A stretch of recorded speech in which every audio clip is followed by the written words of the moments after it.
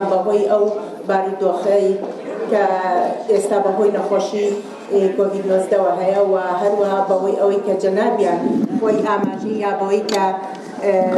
میوان و شت دنێت بەڵکو دەستکا بەکارەکانیان بۆی ئێمە و پەنجومەنی خانمان لێرەوە وێڕای پیرۆزباییمان چەپکە گوڵی پیرۆزباییشمان بۆ جەنابی نردووە. سەرەتای دەستپێکردنی مەراسیمەکەمان حەز دەکەم دەقیقەیەک بۆ سیمبۆلیانی پاکی ئەو ژنانەی کە شەهیدی دەستی توندوتیژین لە هەرێمی کوردستان و لە هەموو ناوچەکانی تر. فەرمووی.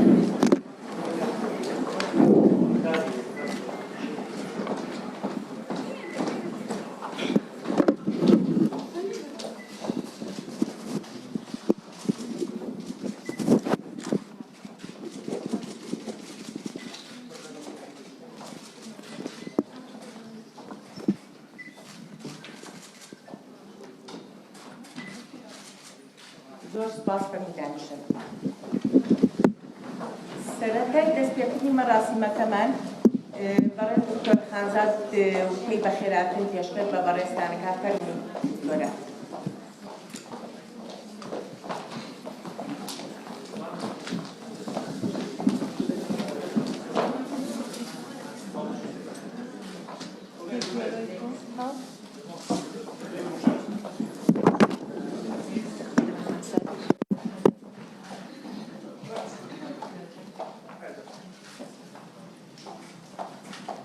بەیانتان باش. بەڕێز ئومێد خۆشناو پارێزگاری هەولێر،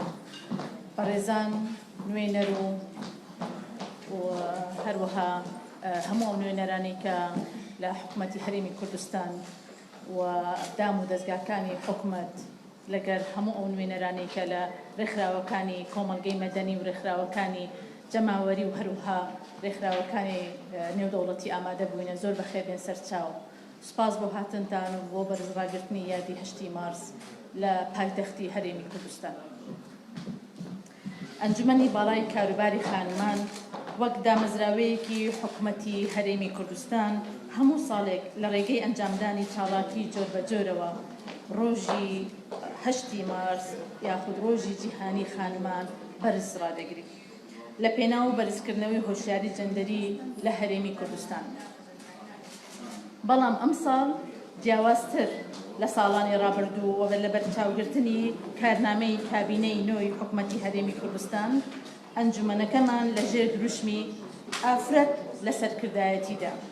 مسۆگەرکردن و بەدەستهێنانی داهاتوێکی یەکسان لە جیهانی کۆڤیدی-19دا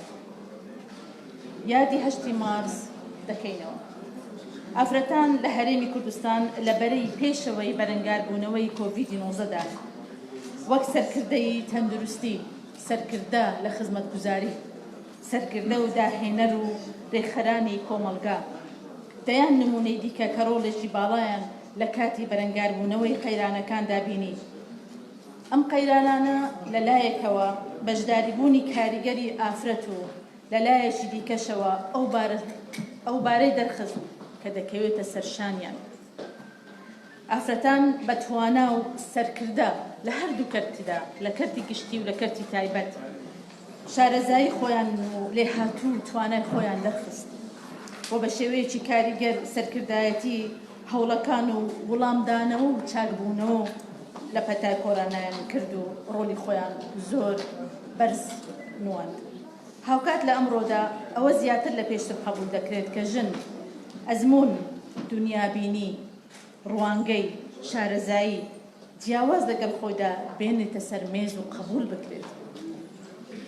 هەروەها بەشدارێکی نایاب بکات لە دەرچوونی ئەو بڕیار و سیاسەت و یاسایانەی کە لە پێناو هەمووان دەردەچێت لە خزمەتی تەنیا ژن نییە، لە خزمەتی تەنیا خانمان و ئافرەتان نییە، بەڵکو ئەو بڕیارە لە خزمەتی تەواوی کۆمەلگادا.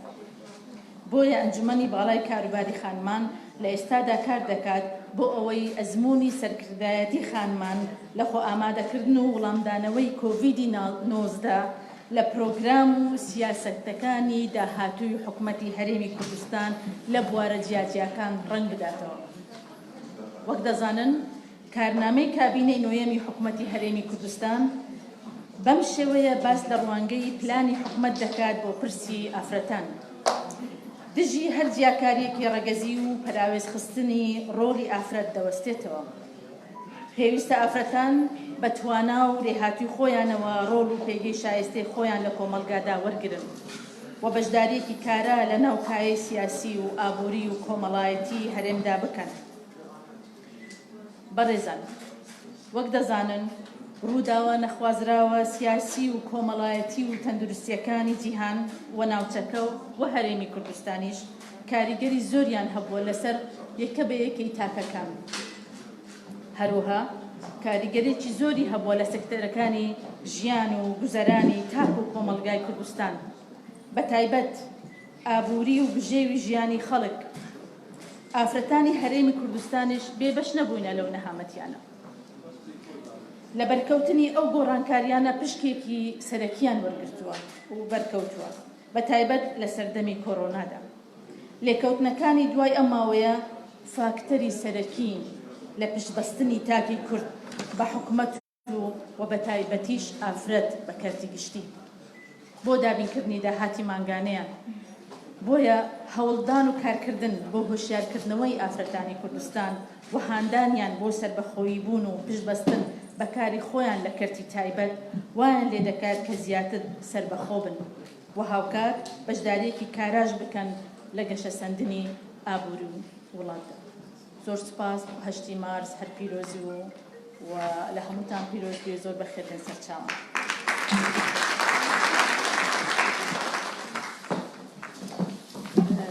هەر لێرەوە من داوا لە بەڕێز پارێزگاری هەولێر دەکەم کاک ئومێد خۆشناو و تێی جەنابیان و تێ بەڕێزیان پێشکەش بکا و سپاسیەکەی.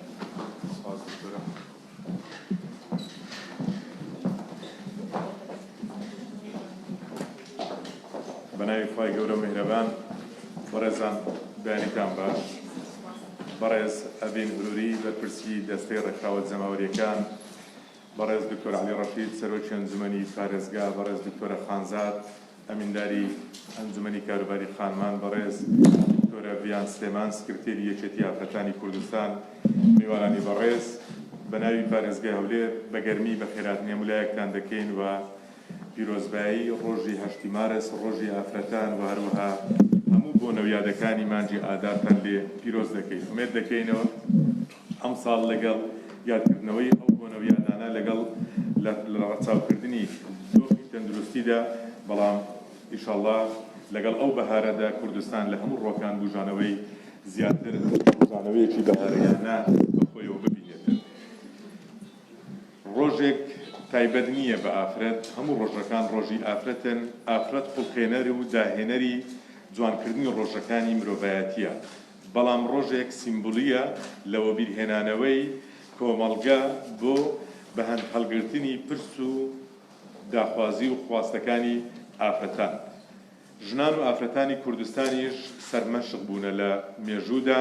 لە هەموو کاروانەکەدا جێپەنجەیان دیار بووە. لە دوای حکومڕانیشدا دیسانەکە ئافرەتان ڕۆڵی گەورە و نەخشینی خۆیان نەخشاندووە لە ئەزمموی کوردستاندا کە ئێستا ئێمە لە نێو ڕۆژەکانی ڕاپەڕینداین. 30 ساڵە و ئەزممونە بەرهەمی لە ڕابردوودا شۆڕش بەشێک لە پشتیوانی ئافرەت و بەرهەمی کارەکانی ئەوانیش لە دام و دەستگا فەرمیەکاندا جێپەنجە دیار بوونە. بۆیە وێڕای پیرۆزکردنی ئەو ڕۆژە تاکید لە هەنگاوەکان کارنامەی حکوومەت دەکەینەوە لە زەمینە سازی، لە دەرفەت ڕەخساندن، لە یەکسانی جەندەری، لە زەمینە خۆشکردن بۆ ڕۆڵ دیتنی و توانەکانی ئافرەتان و ژنانی کوردستان کە توانای ئافرەتان و ژنانی کوردستان توانای لە بن نەهاتوونە. ئێمە پیاوانیش بەرهەمی دەستی ئافرەتانین و کارەکانی ئەوان و ئەو مەدرسەی ئەوان ئەمەیان تێدا پەروەردە کردیە بۆتە هۆکار و لەوەی لە ژیانماندا کارەکانی خۆمان بکەین. بۆیە ئەمە وێ ڕای پیرۆزکردنی ئەو یادا ئەو ڕۆژە جەخت لەسەر ئەوە دەکەینەوە بە تایبەت لە پارێزگای هەولێر، لە فەرمانگەکانی سنووری پارێزگای هەولێر هەرچی ئاسانکاریە لە پێناو زەمینە ڕەخساندن بۆ ڕۆڵبینینی ئافرەتان لە ئەولەویەتی کارەکانمان دەبێت. هەڵبژاردننی ناونیشانی ئافرەت لە سەرکردایەتیدا بە دروشم نابێت، بە هەنگاو دەبێت، بە پلان دەبێتن، بە ستراتیژیەت دەبێتن بەنسبەت حکوومەتی هەرێمی کوردستان ستراتیژیەتە لەوەی کە ئافرەتان ڕۆڵی گرنگی خۆیان ببینن ڕاستە لە ڕابردوودا کۆمەڵێک بربەستە بۆ ئێستاش بربەستمان لە بەردەم دەبێتن بربەستەکان کۆمەڵایەتین سیاسین هەر هۆکارێکن دەبێت ئیرادەیەکی بەهێز لەلایەن خوشکان لە ئافرەتان و ژنانی کوردستان و ئیرادەیەکی بەهێزتریش لەوە لەلایەن پیاوان هەبێتن هە لە ناو ماڵەکانی خۆماندا دەرفەت ڕەخساندن بۆ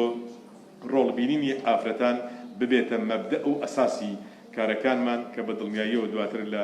کۆمەلگا ڕنگدانەوەی زیاتری دەبێتن ئافرەتانی کوردستان دەیان نمونەی سەرکردە و دەیان سەرکردەیان هەبووە لە هەموو کاروانەکەدا کە جێگای شانازین ئێمەش لە هەولێرێ کە سبەینێ ساڵڕۆژی یادی ڕزگاربوونی شاری هەولێر دەکرێتەوە بە دڵنیاییەوە نابێ ڕۆڵی شێرەژن کە وەکو سیمبولی ئافرەتی ئازای هەولێر و ئافرەتی ئازای کوردستان لەگەڵ پیاوەکان پێشی پیاوەکان بە حەماسەتر لە پیاوەکان هەڵی کوتایە سەردەستگا داپلۆسێنەرەکان و شەهید بوو هەولێر زۆر ناونیشانی هەیە بەڵام یەکێک لە ناونیشانەکانی کە شانازیە لە بۆ ئێمە پیاوەکان و لە بۆ ژنەکان شەهیدبوونی شێرەژنێکی وەکو خەجەباوەیە لە ڕۆژی ڕاپەڕێمیدا ئێمە ئەو ساڵ نەمانتوانی شتێکی سیمبولی بۆ ئەو شێرەژنە بکەین بەڵام بەڵێن دەدەین لە ساڵی ئایندا ئەو یادە بەبێ ئەنجامدانی کارێکی سیمبولی بۆ ئەو سمبولە ئازایە بۆ ئەو ژنە ئازایە لە هەولێر ئەنجام بدەین شتێک شایەن بە گەورەی ناوی ئەو لە هەولێر هەبێتن بۆیە کە یادی ئەو شێرەژنە دەکەینەوە دایان شێرەژنی دیکەش هەن لە ڕابردوودا دایان شێرەژنی دیکەش و سەدان شێرەژنی دیکەش هەن ئێستا ڕۆڵ دەبینن لە ناو کۆمەلگای کوردستان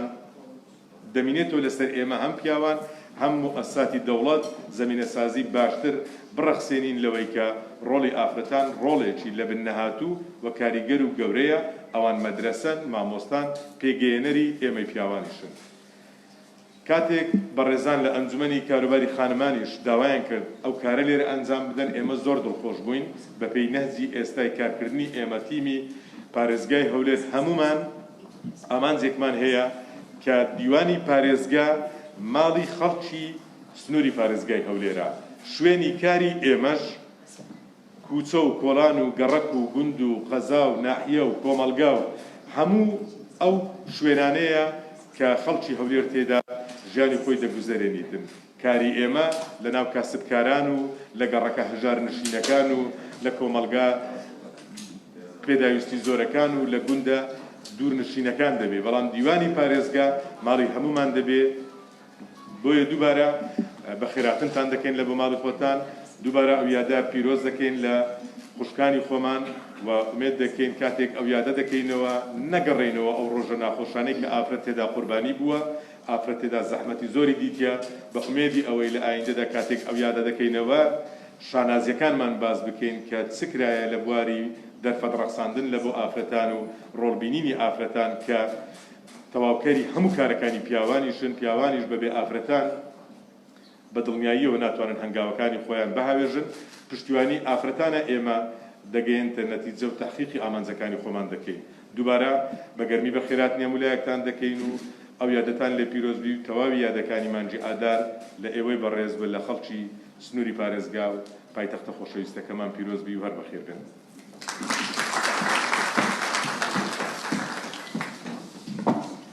زۆر سوپاس بۆ کابوومێت خۆشناو پارێزگانی هەولێر و دکتۆر خانزاد بۆ وتە بە نرخەکەیان طبعا ئەنجومەنی خانمان یەکێکە لەو دامەزراوە ڕسمیانەی کە لە حکومەتی هەرێمدا کار دەکات هەوڵ دەدات بۆ بەرەو پێشچوونی ژنان لە هەموو بوارەکاندا بە تایبەتی لە بواری سەربەخۆی ئابووریدا و لە بواری گەیاندنیان بە ناوەندەکانی بڕیار کە بتوانن ڕابەرایەتی بکەن چکە لە هەموو کۆمەلگایەکدا بە هاوبەش بە هاوکاری هاوتەریب ئەتوانن هەردوو ڕێگە بتوانین کۆمەلگە بەرەو پێشەوە بچن ئەگەر ئەو کۆمەلگەیەی کە ژن بەشدار نەبوو لە ناوەندی بڕیار و لە بەرنامە استراتیجێتی وڵاتەکەدا ئەوە